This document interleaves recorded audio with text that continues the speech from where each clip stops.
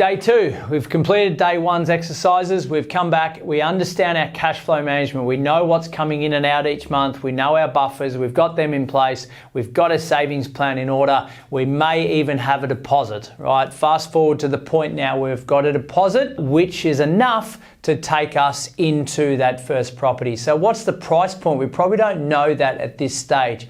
That's where we need to go and talk to a mortgage broker, a sophisticated mortgage broker that is, not one that's been around 5 minutes or doesn't deal with wealth creation strategies and diverse investments, etc. We need an expert in your corner when it comes to that.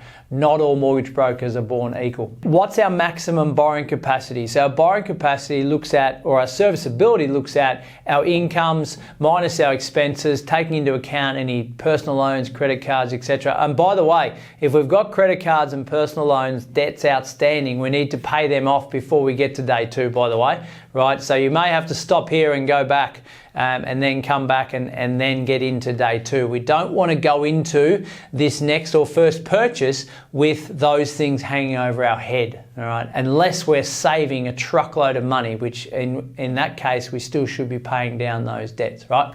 Okay, so what can I borrow? We take into account different lenders. We look across, or our mortgage broker looks across 5, 10, 15, 20 different lenders and then shortlists 2 to 3 lenders that are going to be suitable for us. We combine that with the cash that we have up our sleeve as savings that we can apportion towards this property. We still keep our emergency buffers aside. We don't use the emergency buffers for deposits, right? We just got to keep that there in case of a rainy day or unforeseen, right? So understand, is it interest only? Is it going to be principal and interest? We need to know those options. We need to know the interest rates. Is it cheaper to go principal and interest than interest only? Is it owner occupier or investment? Maybe you don't know yet, so let's look at both. Are we taking advantage of first homeowner concessions? If we are, let's look at those versus others. Can we get down a 5% deposit because of that? Or do we need to put 10% and include LMI, lender's mortgage insurance?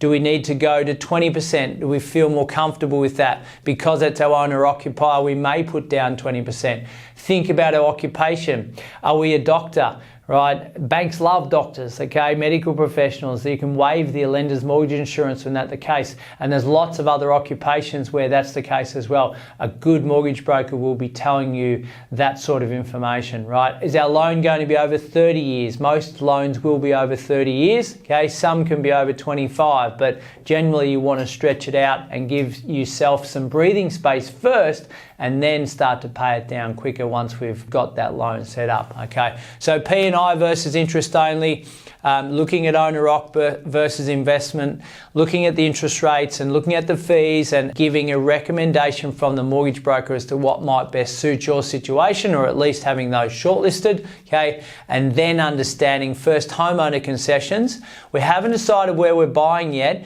We haven't decided what it's going to look like. We're just getting some numbers in order and then understanding what those numbers mean to us, understanding the repayments that we've got in front of us each month that we'll be up for, either interest only or P&I, principal and interest, and then we're just doing the numbers based on our savings plan that we've already got in order. If I'm taking on this mortgage and there's no rent and I'm living in it, am I going to be comfortable with those numbers? If it's an investment, these are my numbers, aside from the rent I'm paying or the mortgage I might already have over here. What sort of rents do I need? And then we start to get a feel for the yield, okay? So day two is all about finance. It's all about the numbers. It's a numbers game right now. We talk to our mortgage broker. We have a good relationship with them. They should be educating you. They should be briefing you on the best scenario possible for you. And then you can make an informed decision about which way we go forward. Don't get a pre-approval yet. We don't want that pre-approval clock to start ticking. We're just simply getting a borrowing capacity and then we can go back and do some further research.